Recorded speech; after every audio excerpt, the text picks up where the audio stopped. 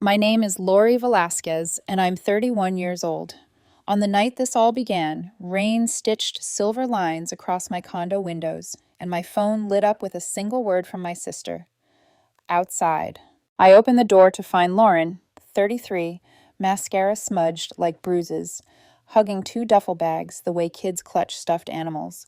Behind her, the hall light cut a hard halo around shoulders that had always looked broader than mine, tougher than mine. She used to be my shield in high school. Now she was shaking. Just a week, she said, maybe two. Robert's gone. He took more than I expected. Robert, her boyfriend of 4 years. I'd always thought he was unremarkable in the way furniture is. You only notice it when it's gone. Lauren had built a life on top of him without realizing he was the floor. I stepped back. Come in. The first nights were soft-edged and heavy. Lauren slept late on the couch with the TV murmuring, then woke in the afternoon with a headache and a new theory about why it ended. He wanted a house yesterday, she muttered one morning, massaging the bridge of her nose. Mine was never fast enough. I'm sorry, I said, and meant it. I made tea. I handed her my best blanket. I told her, take your time, and didn't notice how dangerous those words were until much later. By week 3, her 2 duffel bags had multiplied into species I didn't own: an extra gaming console threaded into my TV cabinet, a jacket in the hall closet, a lineup of expensive hair care colonizing the bathroom counter like a chrome army. I kept telling myself grief looks messy. Grief takes space. I'd survived my own disasters by letting people be dust storms for a while. But grief didn't explain the mail. It started small. A glossy bank mailer with Lauren Velasquez over my address, then a thick envelope from the Bureau of Motor Vehicles. The day I found a jury duty summons buried under a pizza flyer, my stomach dropped like a missed step in the dark. I snapped a photo and texted my boyfriend Ethan. Lori, this is getting weird. Ethan, that's official mail. Did she update her address? Lori, seems like it. Ethan, you need a timeline in writing, babe. I stared at the chat. The word timeline felt clinical, like it belonged to a project plan, not a sister who used to braid my hair on school nights and whisper, I've got you. That night I tried gentle. Hey, I said, leaning on the door frame as Lauren calibrated her gaming headset. Any luck with those apartment viewings? She paused her screen but didn't remove the headset. The market's feral. Places vanish in an hour, unless you have 3 months' rent and an organ to donate. I can help look. We can make a plan. Her mouth bent. Can we not? Just give me another month, okay? I've got a promotion pending. It'll change the numbers. Another month slid over the first like a second skin. The condo adjusted around her the way water learns a stone. Friends appeared on random weeknights. Coworkers, then strangers. They brought takeout and laughter and stayed long enough to feel like furniture. At 3 a.m., the walls thinned and her headset whispers invaded my bedroom. Push left, no. Left, move. I bought earplugs, I bought melatonin, I bought patience in bulk and paid interest on it. When I finally said, we need a date, Lauren sighed through me like wind. I know, she said, eyes never quite meeting mine. Just another month. Another month is exactly how a year starts. On a Sunday, I came home from the grocery store to find she'd rearranged the living room. The couch angled for optimal sound, TV pushed closer, console shrine perfected. My framed photos were stacked beside the TV stand like an afterthought, the way you leave art on the floor before you decide if it's worth hanging at all. Lauren, I said, and heard something in my voice crack. We agreed this was temporary. Without looking up, it is. You're being dramatic. I'm being displaced in my own home. That meant silence. On the TV, a character fell off a cliff and respawned. My phone buzzed. Mom. I let it ring out. The family chat had grown teeth since Lauren moved in. Memories dragged up like proof exhibits. Remember when Lauren defended you from Nikki Watkins? Remember who taught you to drive? Love letters weaponized into IOUs. The next morning, I wrote a 30-day notice. Clean font, calm language, the way my manager likes his sprint summaries. I printed 2 copies, one for her hand, one for certified mail. My own hands shook. Really? Lauren said, sliding the paper back and forth with a fingernail. You're really doing this? I'm asking for a date, I said. A boundary is not a betrayal. Her smile thinned to something I didn't recognize. You might want to look up tenant rights in Ohio before you try to play landlady, Lori. The word landlady hit like a slap. It shrunk me and aged me and pulled me out of sister and into something adversarial. I didn't reply. I did look up the law, and then I sat on the edge of my bed and felt my pulse in my teeth. When I told Ethan, he didn't say I told you so. He said, I'm coming over tomorrow to help you document things. Photos, a log. We do this by the book. By the book felt safe. By the book also felt like a language for strangers. 2 weeks into the notice period, the guest room lock changed. I discovered it after work when my key jammed and refused. I knocked. When Lauren opened the door a crack, I saw the room behind her had transformed. Her clothes, her boxes, her life grafted into the drywall. You can't lock me out of my own room, I said. I heard how small the word own sounded. I have a right to privacy, she said, as a tenant. The word hung between us like a bridge she'd burned while daring me to cross. The family joined the chorus. Mom called. I sent her to voicemail. She called again. She's heartbroken, Mom said when I finally picked up. Lori, she was going to marry that man. I gave her a week, I said. It's been 6 months. Do you know what it's like to start over at 33? Mom's voice trembled. Be the bigger person. I looked around at my apartment, the couch angled wrong, the photos off the wall, the guest room door turning into a border checkpoint. I already was, I said softly, but Mom had already moved to the next plea. That night, I stood in the kitchen and watched Lauren laugh with 2 people I didn't know while my favorite mug sat, abandoned, with a rind of cold coffee at the bottom.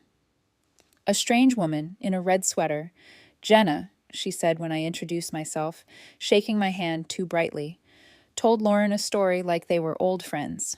She left, finally, after midnight, and I stared at the lock on the guest room and understood what the next months would cost. The condo was quiet again. Lauren brushed past me to the bathroom, her shampoo and serum empire gleaming beneath the harsh light. Lauren, I said. She paused in the doorway. What do you actually want? I asked. Not the law, not the lecture. You. What do you want? For a heartbeat, the armor slipped. Time, she said without looking at me, and not to feel like I'm drowning while you aren't. I'm not your lifeboat, I whispered. She didn't answer. The light flicked off. In the hallway darkness, I stood still long enough to hear the house settle, the quiet hiccup of pipes and old wood. My condo had a new sound now, a low, persistent hum like a machine left on overnight. It was the sound of a boundary eroding. By the time February rolled in, my condo didn't feel like mine anymore. It felt borrowed, as if I were the guest now. Lauren's voice echoed through every room, on calls, in laughter, in small mutters to herself as she paced the living room barefoot. She'd turned my couch into her throne and my Wi-Fi password into her birthright. The 30-day notice I handed her was taped to the fridge like a grocery list. Every time I saw it flutter in the AC breeze, I remembered that paper meant nothing to her. One Thursday night, I came home from work and found 3 strangers sitting around my dining table eating pizza. Hey, Lori, Lauren chirped, like a hostess greeting guests. This is Mason, Courtney, and Jen. We're just watching the game. I froze in the doorway. In my apartment? Mason raised his beer like a toast. She said you were cool with it. I didn't say that, I replied, voice low. Lauren rolled her eyes. You're seriously going to make this awkward? You said I could have friends over. I said you could have space, not throw parties. She crossed her arms. Wow, okay, my roommate has rules now. The word roommate hit like ice water. Later that night, I heard her laughing in the kitchen. Not the carefree kind, the brittle kind that fills silence before it turns into war. 2 days later, the family group chat lit up. Mom, Lori, why are you threatening to evict your own sister? Aunt Clara. Family helps family, not kicks them out. Lauren. It's fine. I'll figure something out. Love you guys. Cousin Mateo. Wow. Lori, seriously? I stared at my phone until the messages blurred. Lauren had beaten me to the narrative. When I called Mom, her voice was a mix of guilt and pleading. Honey, she told me you're making her homeless. She's your sister. She's been here 6 months, Mom. She changed the locks. She gets mail here. She's not even looking for apartments. Mom hesitated. You've always had it easier than her. You've got your job, your boyfriend, your place. Maybe you could give her more time. I've given her half a year, I said, my throat tight. Well, Mom sighed, Lauren's hurting. Don't turn your back on family. When the call ended, I realized my hands were shaking, the same way they had when I served Lauren the notice. Except now the fear had shifted from losing my home to losing my family. That weekend, Ethan came by. He took one look at the chaos, the empty bottles, the shoes in the hallway, and muttered, "This isn't a home, it's a standoff." He opened his laptop. "I'll help you draft documentation, photos, dates, logs, keep everything factual." "Do I really have to?" I asked. "It's my sister." He met my eyes. "No, Lori, it's your tenant now." I hated how right he was. The next morning, I woke to find another envelope on the counter, a letter addressed to Lauren Velasquez from her workplace, delivered to my address. She'd officially changed her mailing info. That meant legal residency. I typed her name into Ohio's tenant rights page, scrolling through paragraphs that made my stomach turn. 30 days of residence could establish rights.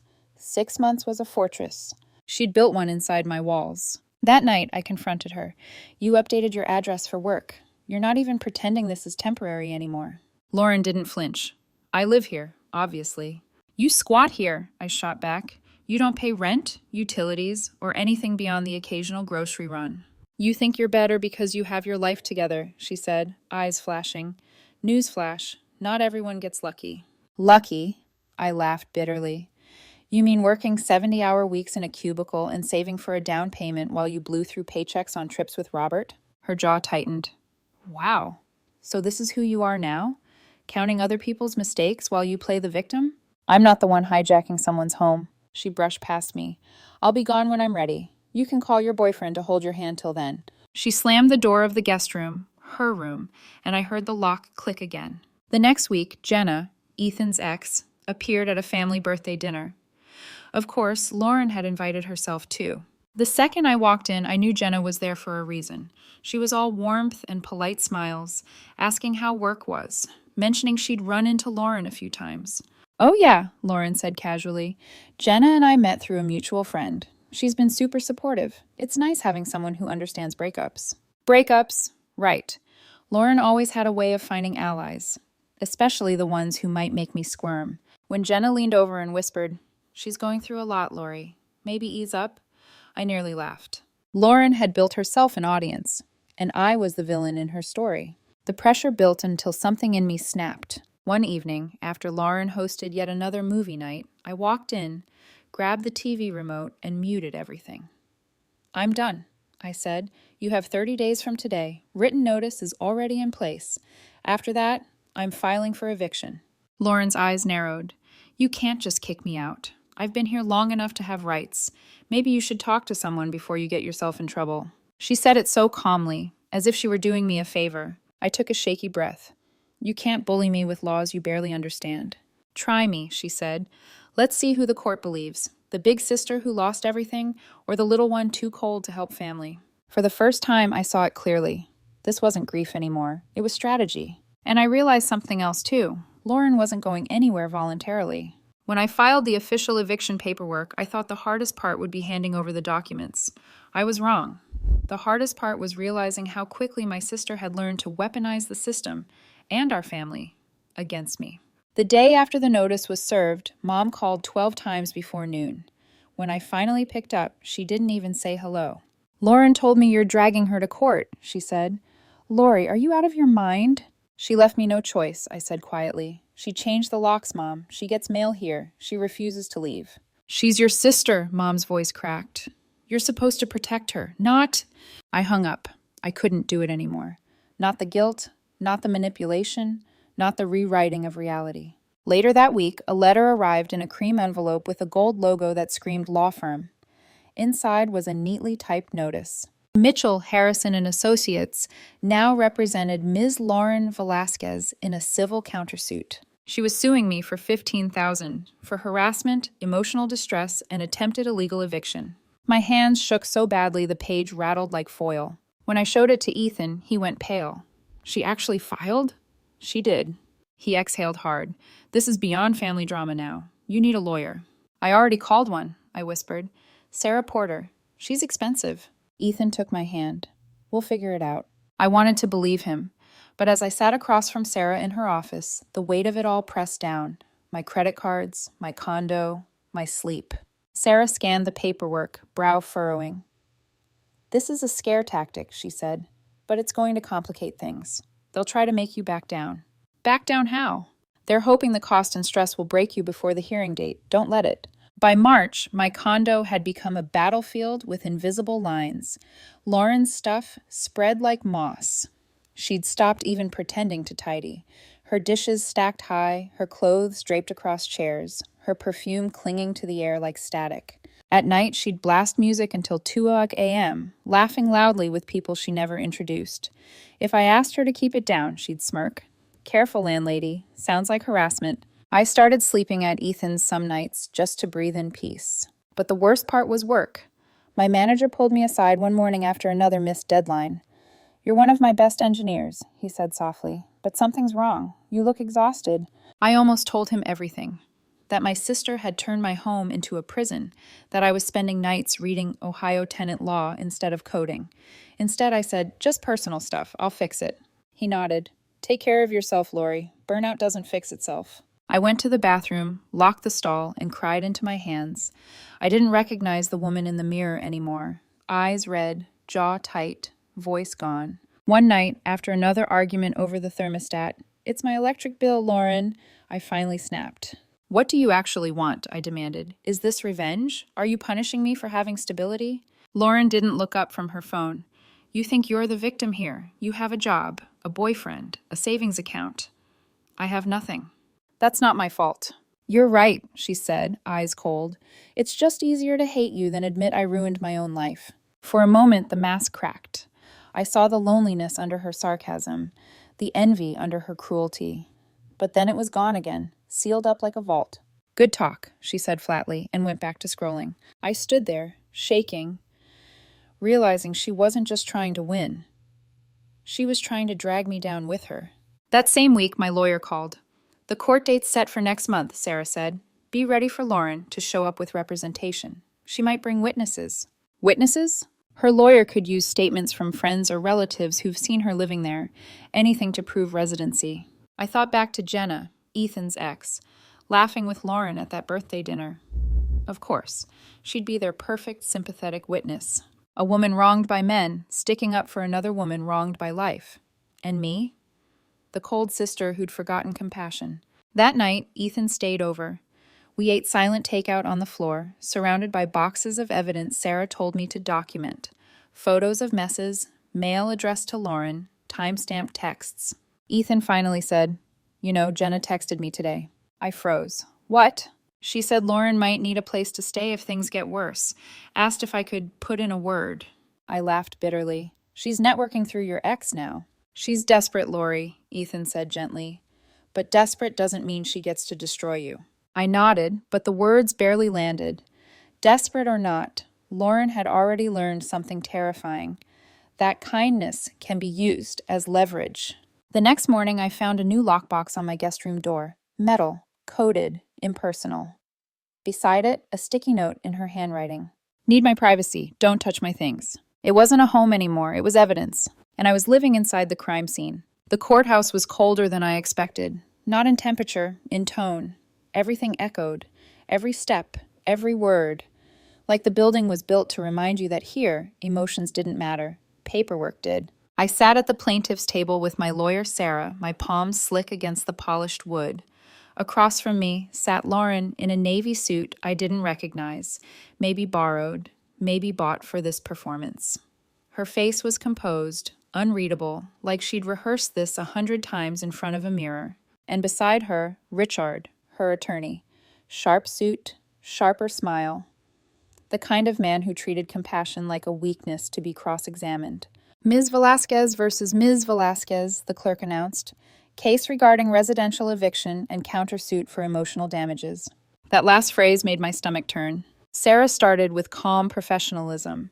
She explained that Lauren had been invited temporarily after a breakup, that she'd overstayed her welcome, refused multiple written notices, and taken actions to claim residency through deception, including changing locks, inviting strangers, and filing a countersuit to intimidate. She presented everything: the photos, the emails, the 30-day notice, even the certified mail receipts. Richard countered smoothly. "My client," he said, "experienced emotional trauma following the abrupt end of a long-term relationship. Ms. Lori Velasquez, her younger sister, extended an invitation that any reasonable person would interpret as open-ended family support. Instead of compassion, she's responded with hostility, harassment, and attempts to illegally remove my client without due process. He gestured toward Lauren.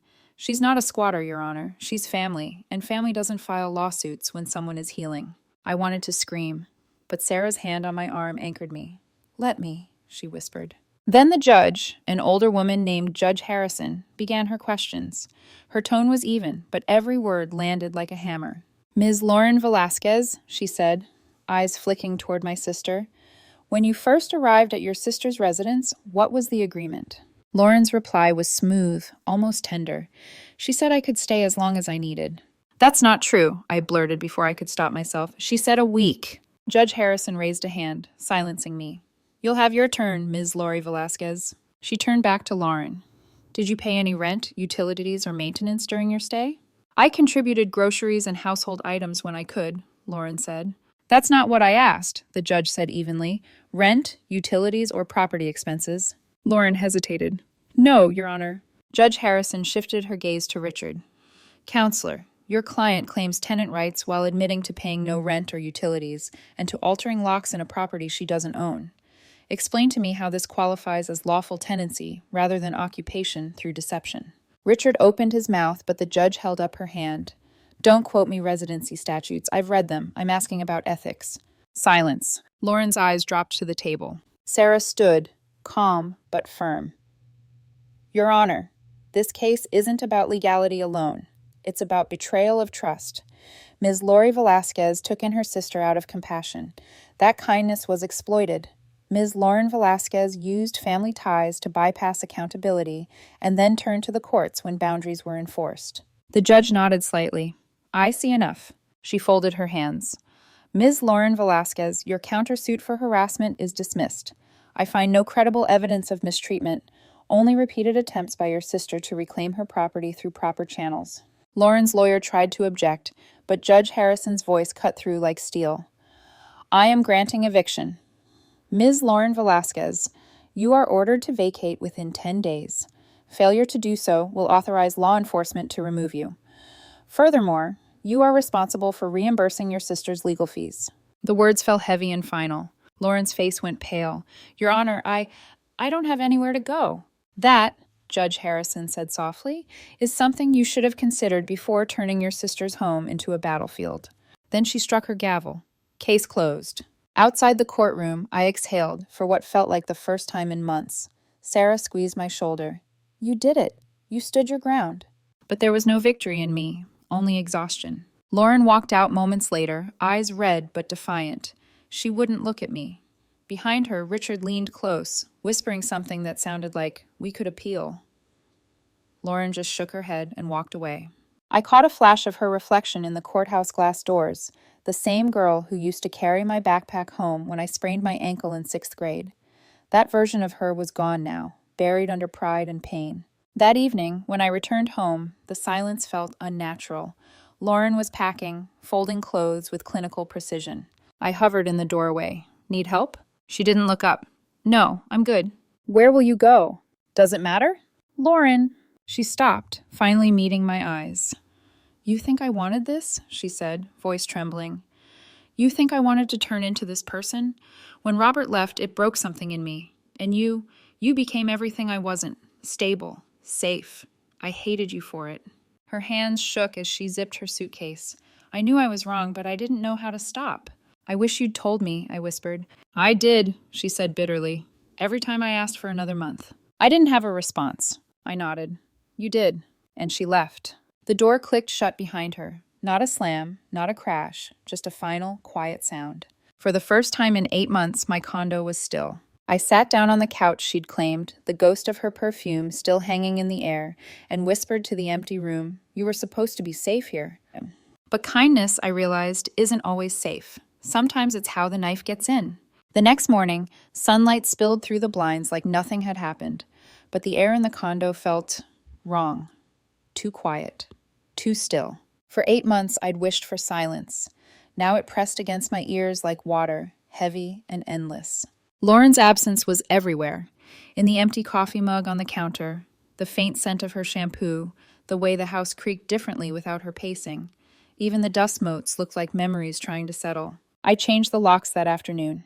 The locksmith handed me the new keys with a polite smile, not knowing that each metal click felt like sealing a chapter I never wanted to write. When he left, I sat on the couch, my couch, and cried for the first time since the court ruling. Not out of anger this time, but something closer to grief. Because losing family isn't like losing a friend. It's like misplacing a part of yourself that used to answer when someone said your name. Weeks passed. I deep cleaned every room, scrubbing, repainting, reclaiming. I donated half of her leftover things and boxed the rest. Every object carried a ghost, a hairbrush, a cracked phone charger, a note on the fridge that simply said, "Buy milk." The last ordinary thing before everything collapsed. Mom called often, sometimes to check on me, sometimes to mourn the silence between her daughters. "I still can't believe it went that far," she said one night. "Court, lawyers, police. It's too much." "She left me no choice," I reminded her. "You saw what she did." "I did," Mom said quietly. "But she's still your sister." I hesitated. Maybe that's the problem. I treated her like a sister when I should have treated her like an adult. Mom sighed. "I hope one day you'll both find your way back." "Maybe, but not today." The legal fees bled my savings dry. Even with the judge ordering Lauren to reimburse me, her payment plan was a joke, $50 a month. At that rate, it would take 4 years to pay off. Still, I had my home back, my peace. I started therapy. My therapist, a calm woman named Dr. Chen, said something that stuck. "We mistake boundaries for cruelty because we were taught that love means sacrifice. But love that demands you burn yourself isn't love, it's control." That line became my mantra. I told Ethan about it over dinner. He smiled softly. "Boundaries look good on you, Lori." We laughed, but there was truth in it. For the first time in a long time, I felt like myself, not someone else's safety net. Then, one ordinary Wednesday, a letter arrived. A real letter.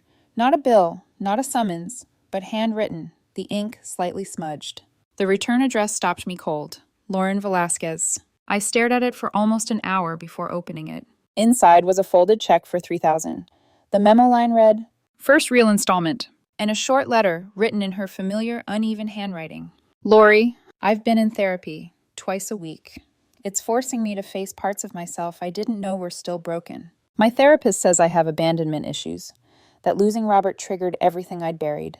I took it out on you because you were safe, because you wouldn't leave. I'm not asking for forgiveness, I just want to start paying back what I owe, for the money, the stress, and maybe a fraction of the peace I stole. I got a job again, nothing fancy, but it's mine. I'm living alone for the first time in my life. I'll send more every month, real payments, not the court minimum. I won't contact you again unless you reach out first. You deserve that peace.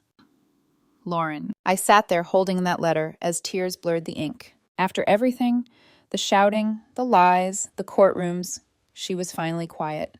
And for once, her silence didn't feel like defiance. It felt like remorse. I didn't respond. I wasn't ready. But I folded the letter carefully and placed it in the drawer beside my bed. Not as forgiveness, as proof that people can change. Slowly, painfully, but sometimes genuinely. Months later, when spring light warmed the walls again, I made coffee in my kitchen and caught myself smiling at nothing. Maybe I'd never trust Lauren the same way again. Maybe the damage was permanent. But somewhere, in another version of us, I imagined two sisters sitting across from each other, coffee between them, no lawyers, no resentment, just a fragile truce built on honesty and hard lessons. Until then, I would keep my doors locked, my boundaries strong, and my peace sacred. Because peace, I've learned, isn't something you find, it's something you protect.